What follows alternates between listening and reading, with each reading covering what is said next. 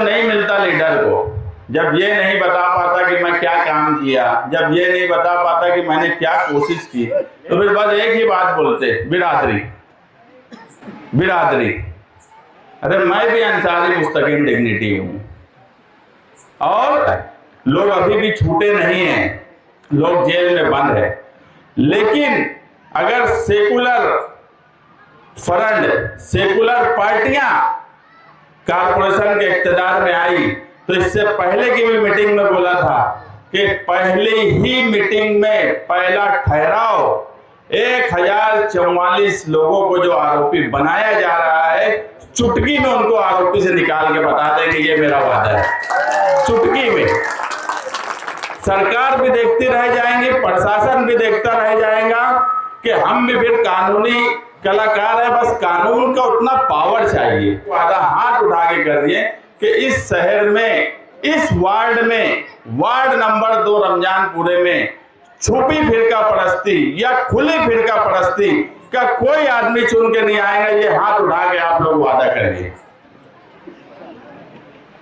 हो सकता है कि यहाँ मरहबा कलेक्शन मॉल, रेडीमेड कपड़ों का भरपूर खजाना, jeans pant, T shirt, cargo pant, night pant, बच्चे और बच्चियों के लिए अच्छे खूबसूरत और उम्दा ड्रेस। पता याद रखें, जमुर हाई स्कूल मेन रोड, जैतून हजीन मस्जिद के पास, मालदा चौक, मालेगांव। शहर में सबसे मुनफरिद ये वार्ड रहने वाला है, और इस वार्ड को मुनफरिद रहना वार्ड नंबर 2 का इसलिए है कि यहाँ मिली जुली आबादी का ये वार्ड है। हम कभी सियासत में या इलेक्शन में हिंदू मुसलमान की बात नहीं करते। हम कभी ये नहीं बोलते कि तुम मुसलमान हो इसलिए मुसलमान को वोट दे दो। ये फार्मूला ही सही नहीं है, और ये इलेक्शन में होना भी नहीं चाहिए। लेकिन हम ये भी देख रहे हैं कि हमारे अपने शहर पर जो सियासी पार्टी इख्तियार में आज है महाराष्ट्र में, बीजेपी, शिवसेना, उनका सारा सियासत करने का तरीका ही हिंदू मुसलमान है। वो हर मामले में हिंदू मुसलमान की बात लेकर आते हैं, वो हिंदू को एकजुट करने की बात करते हैं कि हिंदू एक साथ आए, और मुसलमानों को बिला वजह की तकलीफ देना कि इनको तकलीफ दी जाएगी तो फिरका परस्त बहुत खुश होंगे। इसी इंटेंशन से मालेगांव शहर में पिछले 1 साल से कामकाज किया जा रहा है, और इस वार्ड में एक गठबंधन हो चुका है। मैं एकदम भरोसे से पक्की मालूमात में बोल रहा हूं कि बीजेपी, शिवसेना और एमआईएम का इस वार्ड में तो गठबंधन हो चुका है, बातचीत हो गई है कि यहां पर इलेक्शन किस तरह से लड़ा जाएगा। ये हो सकता है कि मिलकर इलेक्शन लड़ लें, कुछ सीट बीजेपी को 4 के पैनल में दे दे, शिवसेना को दे दे, एमआईएम को दे दे, और ये भी हो सकता है कि एमआईएम वालों को बोल दिया जाए कि तुम इलेक्शन लड़के वोट काट दो, उससे फायदा हो जाएगा। मुझे बताओ, इस हिस्से में पहला इलेक्शन 2012 में हुआ, जब डबल का वार्ड था, इधर अलग था उधर अलग था। मुझे बताओ, उस वक्त मौजूदा एमएलए ने कोई उम्मीदवार दिया था क्या?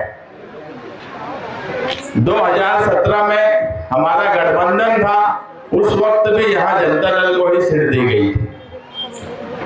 और अभी शफीक आर्गर ने जो बात बोली कि इलेक्शन डायरेक्ट होने वाला है, एक तुम्हारा इलेक्शन होगा और फिरका परस्तों से होगा, दूसरा कोई इलेक्शन ही इस वार्ड में नहीं है। और उनकी एक बात मुझे बहुत पसंद आई कि अगर उनको टिकट नहीं मिला तो भी वो उम्मीदवारी करके कोई किसी का नुकसान हो जाए सेकुलर पार्टी के लोगों का नुकसान हो जाए, ऐसा काम नहीं करेंगे। ये बहुत बड़ी बात है।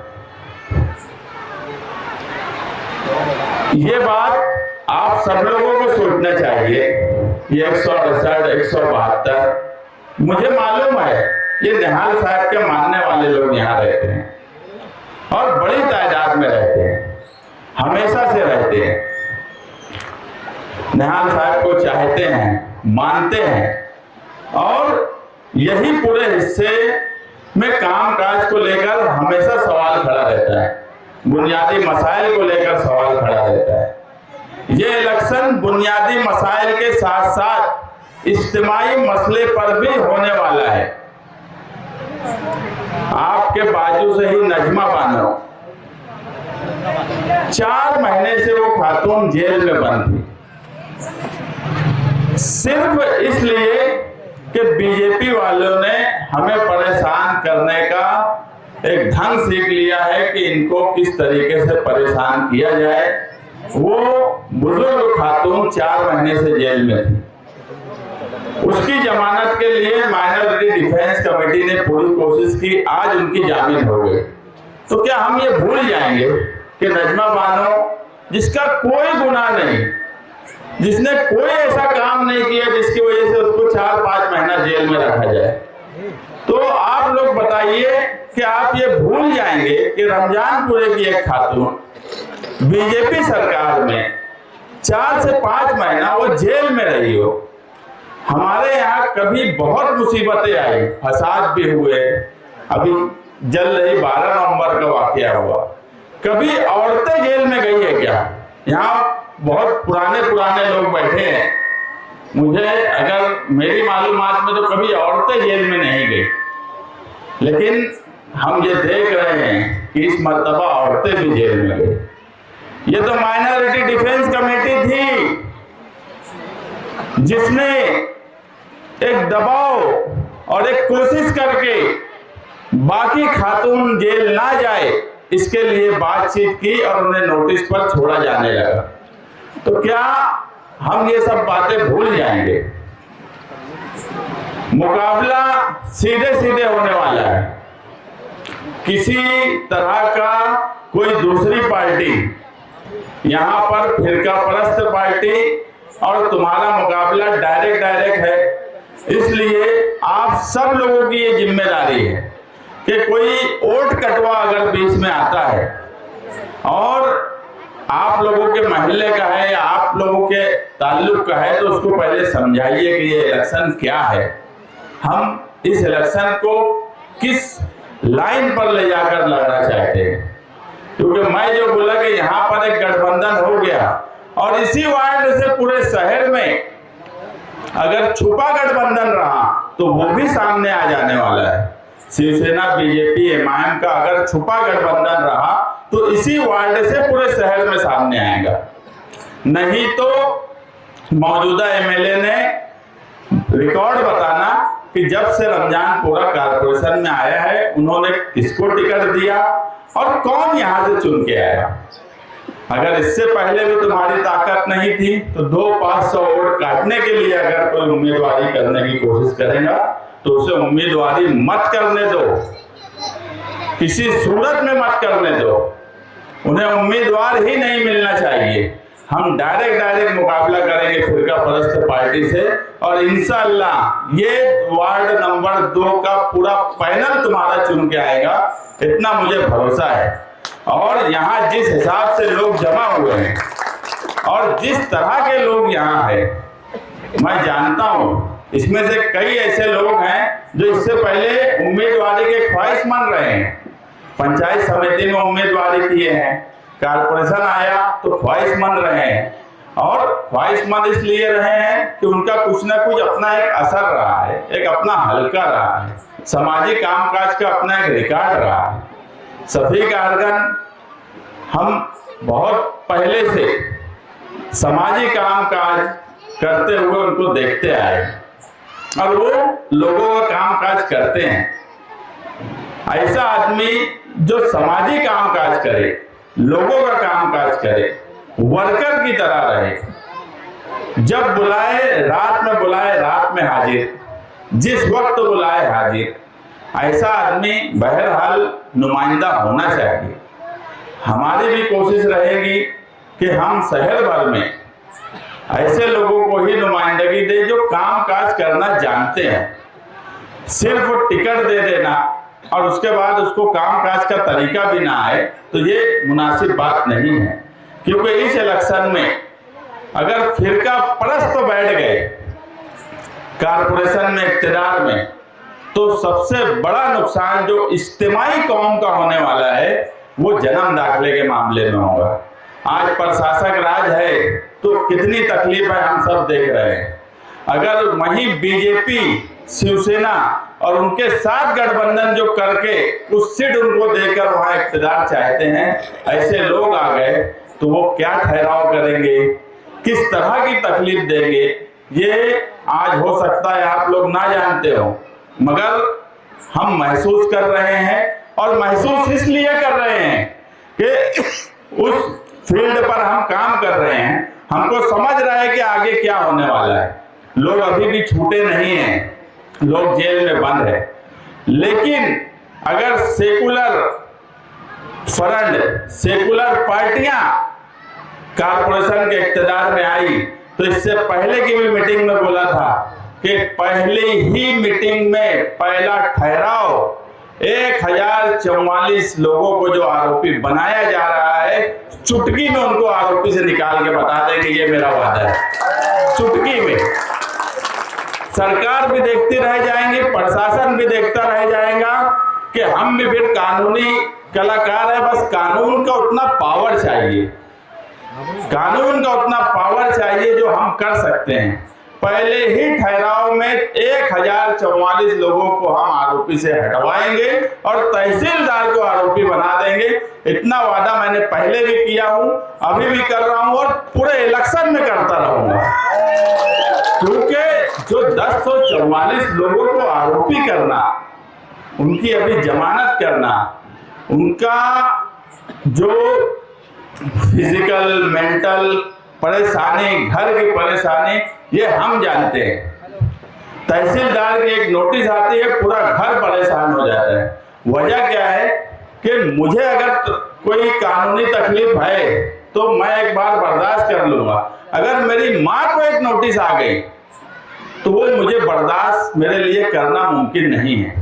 यहाँ पर माँ और बहनों को नोटिस आती है, पूरा घर डिस्टर्ब होता, उनका शौहर परेशान है, उनके बच्चे परेशान हैं, उनके आसपास के लोग परेशान हैं, यार कहीं जेल ना चली जाए, कोर्ट कचहरी जाने की बात। आज कितना भी कोई बोले, हम कभी भी ये नहीं चाहते कि हमारे घर की माए बहनें पुलिस स्टेशन जाए, कोर्ट कचहरी जाए, हम कभी ये नहीं चाहते।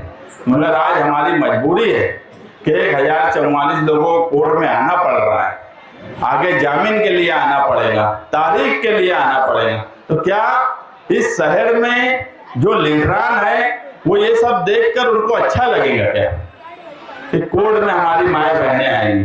तो ऐसे हालात में आज एक वादा आप लोग करिए कि फिरका परस्तों का इक़्तिदार कारपोरेशन में किसी भी सूरत में नहीं आने देंगे। भले ही आपको आपकी जाती नुकसान आपका हो जाए, लेकिन फिरका परस्तों को इक़्तिदार में नहीं आने देंगे। 1044 लोगों को इंसाफ मिलना चाहिए। हम उनका केस कोर्ट में क्यों सालों लड़ेंगे? हम उनको महासभा से ही ऐसा ठहराव करके देंगे कि वो आरोपी का उनके ऊपर जो इल्जाम लगाए वो वहीं पर खत्म हो जाए। आप लोग सिर्फ एक वादा हाथ उठा के कर दिए कि इस शहर में, इस वार्ड में, वार्ड नंबर 2 रमजानपुरे में छुपी फिरका परस्ती या खुली फिरका परस्ती का कोई आदमी चुन के नहीं आएगा। ये हाथ उठा के आप लोग वादा करिए। हो सकता है कि यहां से जाने के बाद, आज एक बड़ा मजमा है यहाँ पर, हो सकता है कि आप लोग यहाँ से जाएं, आज जितने लोग हैं सब साथ में हैं, कल हो सकता है कि कुछ लोग साथ में ना हो, ये भी हो सकता है कुछ लोग सिर्फ सुनने आए हों मगर साथ में ना हो। लेकिन इस वार्ड में अगर फिरका परस्तों की चारों सीट आ गई तो आप यकीन मानो वो इख्तियार के करीब आएंगे, क्योंकि तुम तो नदी के उस पार जाके सीट ला नहीं सकते। बड़ी बड़ी बात मुझे करना आती नहीं है। हम उधर के 5 पैनल में कोई सीट लाने जैसी ताकत नहीं रखते। हम कोशिश करेंगे भी तो उधर नाकामी मिलेगी। तो क्यों हम हमारे खुद के वार्ड से उनको सीट दें? अगर तुम यहां से सीट देंगे उनकी ताकत बढ़ेगी। इसलिए मैंने शुरू में ही बोला था कि ये वार्ड नंबर 2 का इलेक्शन इस मर्तबा बहुत खास होने वाला है और बहुत समझदारी से यहाँ के लोगों को वोट देने की जरूरत है। बहुत सोच फिक्र करके वोट देने की जरूरत है। तुम्हारे बुनियादी मसाइल, तुम्हारा रोड, गटर, पानी, ये पहला मसला है तुम्हारा, ये कौन हल करेगा? इज्तिमाई मामला कौम मिल्लत का कौन हल करेगा? ये सब बात सोचकर आपको वोट देना है। और मैं फिर यही बात कहूंगा कि कोई भी जिसकी हैसियत जो पार्टी की 200-500 वोट हासिल करने की नहीं है, अगर वो यहाँ सीट खड़ी करने की बात सोचेंगे तो आप समझ लेना कि वो फिरका परस्तों की किस तरह मदद करने की कोशिश कर रहे हैं। और अगर उनका इख्तियार आ गया तो तुम्हारी माएँ बहनें कोर्ट कचहरी के चौखट सीढ़ियां चढ़ती रहेंगी, पुलिस स्टेशन में उनको जाना ही पड़ेगा। आप लोग देख लो, अगर माइनॉरिटी डिफेंस कमेटी जन्म दाखिले के मामले में काम नहीं कर रही होती तो कौन उस मामले में काम किया? अभी मैं कुछ बोलता हूं तो बात ये होती है कि तनकीद करते। अरे काम करने की जिम्मेदारी आपकी है, आप ओहदे पर हो और आपका ही ताल्लुक मंत्री से बड़ा अच्छा है, तो आप काम क्यों नहीं करते? किसी नजमा बानो से मिलने के लिए कोई ओहदेदार आया, मंत्री आए, एमएलए आए, उनके घर पर आए कि यार कोई खातून अगर जेल में है तो जिम्मेदारी का कोई काम किया गया क्या? तो वोट मांगने किस मुंह से आएंगे? अगर नजमा बानो को तसल्ली देने उनके घर नहीं आए तो उनको तो रमजानपुरे में घुसने भी मत दो आप लोग। कि एक औरत जेल में बंद थी, तुम एक मर्तबा उनके घर नहीं आए, पूछने नहीं आए, तो वोट किस मुंह से मांगने के लिए आने वाले हो? ये सवाल तो बहरहाल आप लोगों को पूछना है और पकड़ के पूछना है। पहले तो मुझे लगता ही नहीं है कि इस वार्ड में कोई बहुत हिम्मत करेगा। आप लोगों को जो मैं देख रहा हूँ यहाँ, जो तादाद देख रहा हूँ और जिस हिसाब के यहाँ स्टेज पे लोग हैं, ये इस वार्ड खास तौर से रमजानपुरा 168, 172 और जो एतराफ का है, ये आप लोगों की पकड़ का वार्ड है। आप जो चाहेंगे वो होगा। मैं सिर्फ यही बोला कि जो हमारे साथ नहीं है और वो भी अगर यहाँ आए हैं तो बस इस इलेक्शन में इस वार्ड से फिरका परस्त चुन के नहीं आना चाहिए। बस ये अहद करके यहाँ से जाओ और आगे इलेक्शन अभी जनवरी में होगा या और आगे बढ़ेगा, आज हमको नहीं पता। लेकिन समाजवादी पार्टी जल्द ही पार्लियामेंट्री बोर्ड बनाएंगी, 8 दिन में पार्लियामेंट्री बोर्ड बनाएंगी।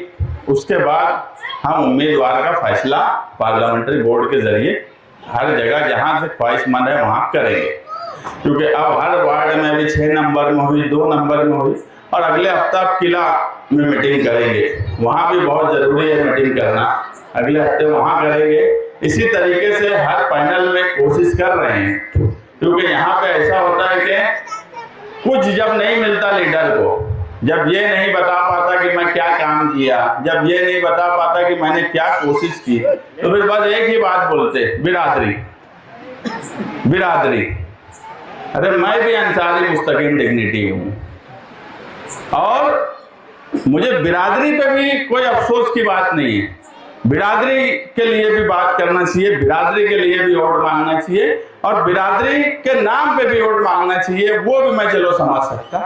अंसारी बिरादरी के लिए, बुनकर बिरादरी के लिए मौजूदा एमएलए ने क्या किया, ये मुझे सिर्फ बता दिया जाए। ये सवाल तो मैं पक्के एरिया में करूंगा, मगर यहाँ भी तादाद हम सबकी है तो इसलिए यहाँ ये बात बोला। लेकिन ये सवाल भी उनसे किया जाएगा कि जिस बिरादरी का दम भरते हो, उस बिरादरी को बंधुआ मजदूर समझ लिए हो। क्या नजमा बानो कौन थी? 3400 दाखिले में आपको उसमें अंसारी बिरादरी के लोग नहीं दिखे क्या? अंसारी बिरादरी के लोगों के वहां आप क्यों नहीं गए? आपकी ऑफिस में काम करने वाला मुफ्ती आसिफ अंजुम, उसके लिए आपने कोई कोशिश नहीं की, तो वो कौन सी बिरादरी का था? बोलने का मतलब यह है कि इस इलेक्शन में सिर्फ आप आगे से एक ही बात सुनते रहेंगे, बिरादरी की वोट काट दिए, बिरादरी की वोट कटवाने वाले लोग। असेंबली में भी यही फार्मूला इस्तेमाल हुआ। काम करिए, लोगों का काम करिए, गरीब आवाम का काम करिए। मुझे नहीं लगता कि काम करने वाले आदमी को इस लाइन पे कोई बात करना पड़ेगी। मालेगांव में बहुत बिरादरी की बातें हुई, हारून अंसारी, निहाल साहब, शब्बीर सेठ, शेख रशीद साहब सब आए इलेक्शन में। कभी कोई खुला एलानिया बिरादरी की बात करता था क्या? आदमी बिरादरी की बात एलानिया करते हैं। इसका सीधा मतलब यह है कि काम काज कुछ नहीं है, काम काज करने की सोच भी नहीं है, काम काज करने का तरीका भी नहीं है। उसके बाद अब वोट तो चाहिए, इलेक्शन तो लड़ना है, रुपया पैसा सियासत में दिख गया है, घर बैठेंगे नहीं। चचा बोल रहे इमाम है तो मस्जिद पकड़ लो, मस्जिद के इमाम के तुम्हारे भतीजे से पूछो कहाँ मिला था, कितने लोग के उम्रा कराए ले जाते हैं। तो ये सब बात रहा थी, तो वो छोटे छोटे वाली नहीं है, जब चलत रही है। बोलने का मतलब यह है कि वो उनसे आप छूटेंगे उठेंगे नहीं, इसलिए ये सब बात करना फजूल है। उनको सब कुछ दिख गया है वहां पे। तुम चचा कितना भी बोलो, कोई हाल में सियासत छोड़ दीजिए, ऐसा हो ही नहीं सकता। 17 लोग के उम्रे पे ले जा रहे हैं, तुम्हारे पास का है? तो जान दो ना, फिर कहाँ ये सब बात कर रहे हो? तो मेरा सिर्फ आप लोगों से यही बोलना है कि इस वार्ड में ध्यान रखिए, फिरका परस्त छुपा हो या खुला हो, किसी सूरत में इस वार्ड में फिरका परस्त को चुनकर नहीं आना चाहिए। इस वार्ड से अगर 4 फिरका परस्त चुन के आए तो वो इख्तिदार के करीब हो जाएंगे, और हम किसी सूरत में इस मर्तबा नहीं चाहते कि शिवसेना बीजेपी जैसी ताकत, शिवसेना बीजेपी जैसी पार्टी, देखो पीछे क्या था उस पर मुझे बहस नहीं करना है, मगर ये साल भर से क्या है ये आप सबके सामने है। जमीन जिहाद, लाउड स्पीकर, मस्जिद से निकाल के मारो, किला झोपड़पट्टी, जन्म दाखिला, हर सवाल तुमको इसलिए टारगेट किया जा रहा है कि तुम मुसलमान। इसलिए हमें इस वार्ड में बहुत ख्याल रखना है, एक साथ रहना है, एक ताकत से रहना है, आपको ताकत से वोट देने भी जाना है, और सेकुलर पार्टी के निशान पर इलेक्शन लड़कर हमें हमारे हिंदू सेकुलर भाइयों से भी वोट मांगने जाना है। ऐसा नहीं है कि तमाम ही लोग इस तरह के होते हैं, एक सोच है, वो सोच आज हावी हो गई है, ये बात सच है, लेकिन हमें सेकुलरिज्म की छाप इस शहर की खत्म नहीं करना है, लेकिन फिरका परस्तों को चुनकर नहीं आने देना है। बस आपसे इतना ही बात करना चाहता हूँ। आपने हमसे वादा किया है कि इस वार्ड से फिरका परस्त चुन के नहीं आएंगे, आप लोग ये कोशिश करिए, बुनियादी मसाइल पर ऐसा ही उम्मीदवार देंगे जो आपके फोन पर खड़ा रह के गटर साफ करे। सुन लीजिए।